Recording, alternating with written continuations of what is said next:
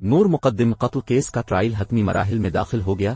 District and session جج اسلام آباد نے 15 دسمبر کو مدعی مقدمہ کو بیان ریکارڈ کرانے کے لیے طلب کر لیا۔ نور مقدم قتل کیس کی سماعت ڈسٹرکٹ اینڈ سیشن کورٹ اسلام آباد میں ہوئی۔ آج مرکزی ملزم کی میڈیکل بورڈ بنانے کی درخواست پر سماعت نہ ہو سکی۔ عدالت نے 15 دسمبر کو مرکزی ملزم کی میڈیکل بورڈ کی درخواست پر بھی دلائل طلب کر لیے۔ ملزمان کے وکلاء کی جانب سے گواہ ASI زبیر ظہیر، پوسٹ مارٹم کرنے والی ڈاکٹر سارا اور کمپیوٹر آپریٹر مدثر پر جرح مکمل کی گئی۔ پوسٹ مارٹم کرنے والی ڈاکٹر سارا بطور گواہ عدالت پیش ہوئی۔ ڈاکٹر سارا نے بتایا کہ انہوں نے 21 جولائی کی صبح 9:30 بجے نور مقدم کا پوسٹ مارٹم کیا۔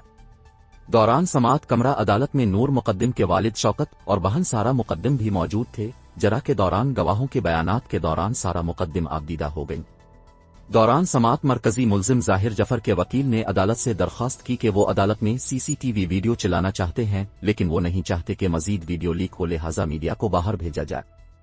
ملزمہ عصمت آدم جی کے وکیل نے درخواست کی کہ ان کی موکلہ کو ملزم ذاکر جعفر سے بات کرنے کی اجازت دی جائے، جو عدالت نے منظور کرتے ہوئے عصمت آدم جی کی ذاکر جعفر سے بات کرانے کی اجازت دی۔ عدالت نے کیس کی مزید سماعت 15 دسمبر تک ملتوی کر دی۔